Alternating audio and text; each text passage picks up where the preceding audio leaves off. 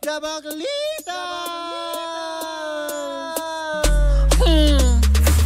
Same pero iba. Kayo patuloy pa rin po nakatutok at nakikinig sa number 106.7 Energy FM. Pangga, wag mong sabihin radyo. Sabihin mo. Ano sasabihin mo? Yon! Ay, gusto kong batiin ang mga nasa taga-dapitan, lalong-lalo na dyan sa may Suki Market. Hello po sa inyong lahat. Maraming salamat sa mga nakikipagchismisan sa amin, di ba? Oo At nga. syempre sa mga hindi nakakakilala sa amin, siguro sinasabi nyo, sino kayong dalawang baklang to? Ako po si Kapitana Sisa. At ako naman tong busy na si Tita Cora. Alam ko, I know, Mare.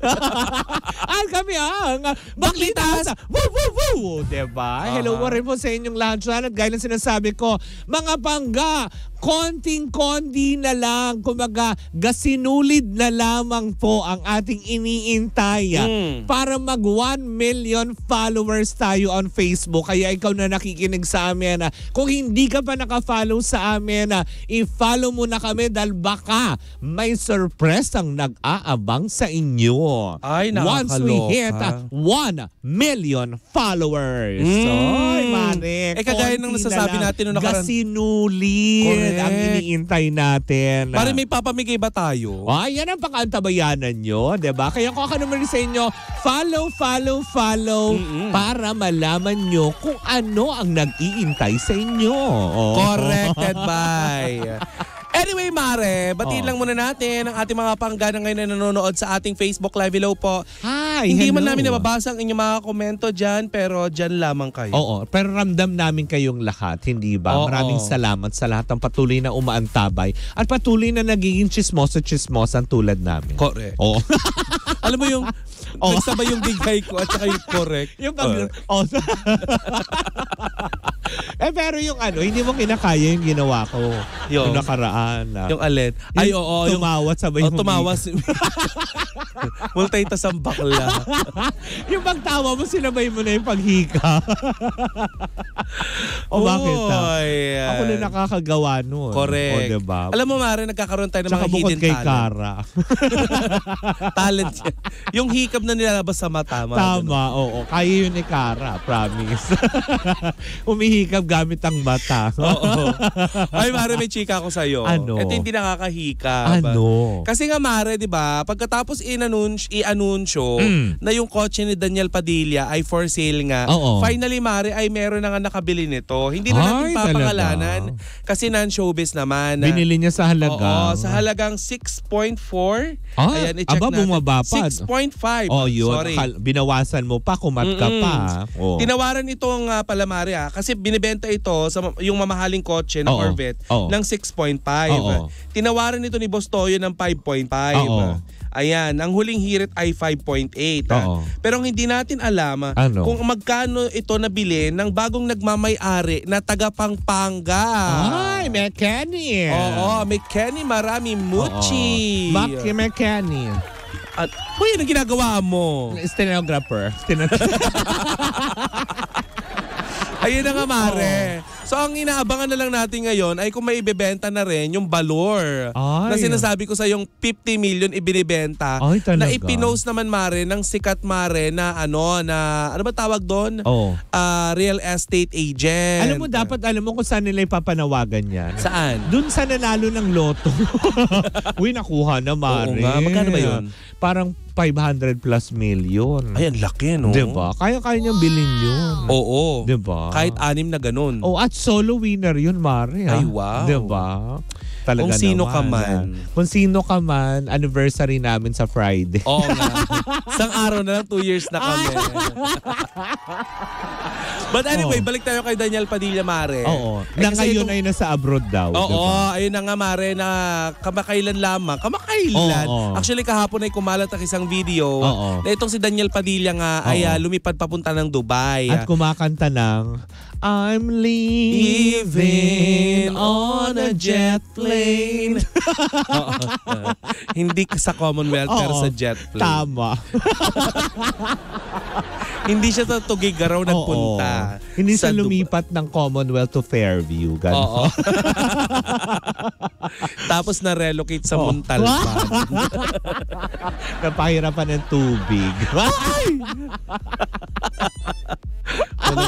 Wala daw kasi laman yung tangke. Oo.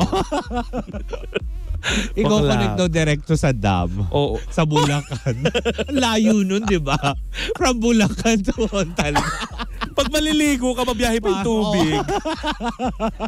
Eh, ilang kayo maghahati. Oo. So, darating sa'yo patak na.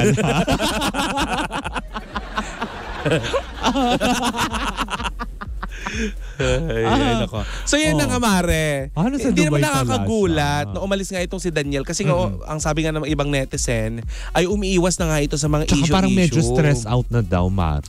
Mare, nasabi nga ng mga ng mga ibang nakapaligid sa kanya na hindi na natin papangalanan Oo. na parang unti-unti na nga itong sumusuko at napapagod. Hindi pangalanan natin.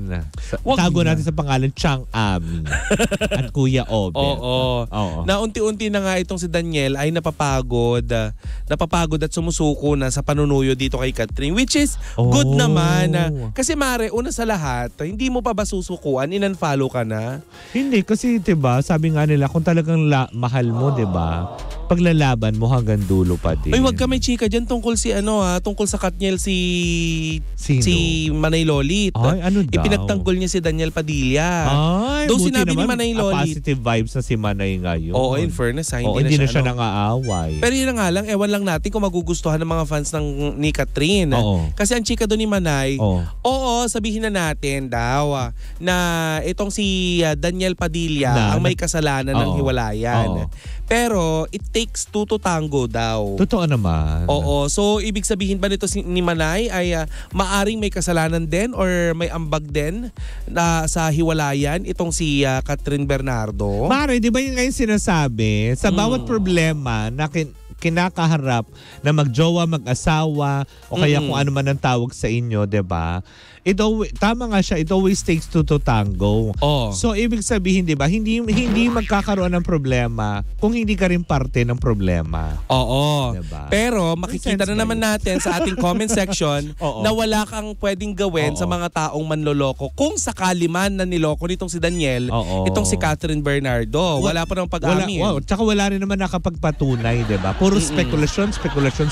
Oo, picture, screenshots, yung mga patunay. Pero kasi in a way, naaawa ako. Kay Daniel. Naaawa na ako ngayon. kay Daniel. Oo, kasi hindi madali yung pinagdadaanan niya. Broken hearted na siya.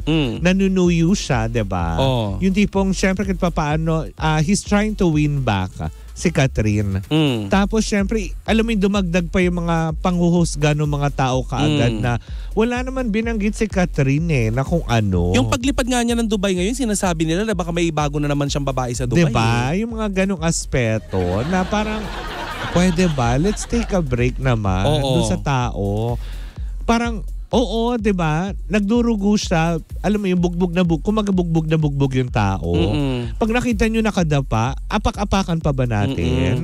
Ay, itong sinasabi namin na hindi namin ini-invalidate yung nararamdaman ni Catherine. Yes. Dahil ayon sa mga balibalita nga daw, ay 10 beses ngang niloko nitong si Daniel si Catherine. Sabi. Kaya din hindi natin Diba? masisisi itong si Catherine kung sakaling napagod na siya. Kung yun man ang dahilan na. Yun ang sabi kasi, Yun ang diba? sabi kasi. Sabi pa lang din. Pero yung sa akin naman, Mare, kasi kumaga parang wala nang habas eh. Diba? Nagbenta na ng kotse, tapos napapabalita pa yung bahay. Siyempre naman nagsama-sama yung problema. That's the reason why siguro na nag-decide siya na sandali, time out muna. Kasi baka masira yung ulo ng bata sa kaiisip. Lalo pa, syempre, gaya ng sinabi mo, di ba, na medyo ngayon, hindi na niya nakakasama sila Joshua Garcia, sila Sanjo. Yung mga tropa niya talaga na nakakaintindi sa kanya. Pero syempre, hindi madali yung pinagdadaanan niya kung ano man yon kasi siya lang din makakaresolba nun. Correct. Pero para tayo, husgahan natin, apaka-perfecto natin. Oo. Siguro ipaubayan na lang natin sa kanila. 'Di ba? Oo. Ipaubayan natin sa kanila, hayaan natin sila na dun sa mga involved dito sa issue na ito, siguro alam mo Mare, sa totoo lang, mapag-imbita kasi Mare ang pagbibigay ng clue Sa bagay. 'Di ba? Hindi naman sila mababash, hindi naman magsasalita ang publiko kung wala din sila nakikitang hint mula dun sa mga taong involved dito. Correct naman. Though hindi naman tayo nagsasuggest ng kung anong pwede nilang gawin kasi buhay nila yan, tama. issue nila yan, chismis nyo yan, 'di ba? Kung wala yung mga issue na yan, wala din naman po kaming trabaho. True. Pero syempre, ang iniisip po namin, walang magiging issue kung wala silang ipapakitang mga resibo. Ebidensya, lalo pa sa social media, Oo. diba? Yan ang sinasabi na walang apoy, walang usok kung walang apoy. Tama ba yun? Walang apoy kung walang usok. Comment down below kung tama nga yun. Kaya nga. Basta may usok pag umaapoy. Oo, Yun. at saka nakaka-suffocate ang uso. And totoo naman din yan, diba? There's a saying, diba? There's a Filipino saying Sige. na, diba, walang baho na hindi umaalingasaw. Oo naman, Mare. Yun, diba? Siguro, this is the price that Daniel has to pay. Pero syempre, yung dahil dito sa issue na to. Pero, yung tipong, dun lang ako naawa kasi, Mare, lalo yung ibang mga yung mga ibang vloggers na lang. Na, dun ako naawa pinagkakakitaan nyo yung issue. Yung issue, tapos yung pagka-desperate nung tao. Maawa naman kayo. Bukod sa ginawa na natin siyang laughing stock, di ba? Oo, na kung ano-ano. Huwag nyo nang gawa ng memes, utang na loob. We're not defending the side of gaya na sinabi ni Tita Cora, don't get us wrong dun sa mga Catherine Bernardo fans, di ba?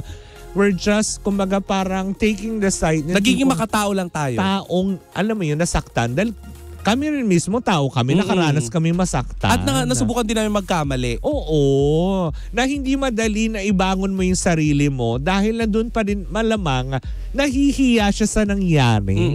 Diba? Hindi ko na maintindihan kung yung ibang tao kasi saan na nanggagaling yung galit nila. Correct. Hindi natin hindi natin masisisi Catherine kung siya ay magpupuyo sa galit, di ba? Bigay natin yung karapatan na yun. Dahil totoo naman kung sakali mang naloko siya, talagang nakakangalit kahit nga naman. Sino, diba? Oo, pero yung ibang tao na mag-wish ka na sana ay mawala na siya sa mundo. Sana mawalan siya ng trabaho. Tapos parang ginawan pa ng memes na, alam mo yun, may issue, nagbigti.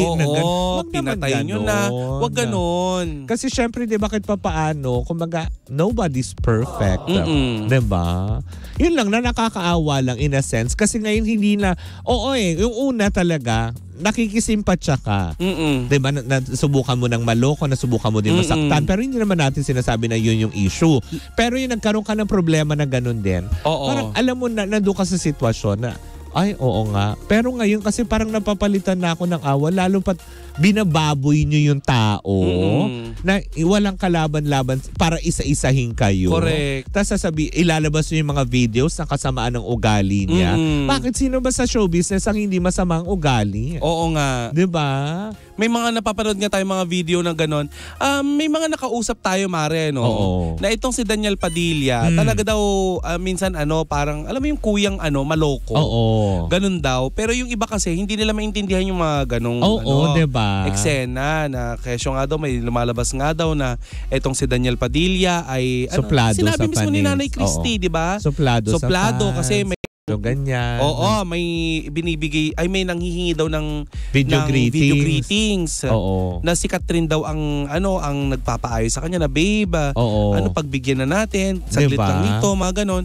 Hindi kasi natin alam kung ano yung katotohanan tungkol dito, di ba? Dahil nagbabase lang tayo sa sinasabi ng mga taong involved dito. Tapos yun yung yun yung masakit doon, Mare. Tapos sabihin, ichichika ng mga tao. Tapos yun yung paniniwalaan natin. Na personally, hindi naman natin nakita ng personal. Diba? Na okay lang na pag-usapan natin kasi napapanahon na pag-usapan na.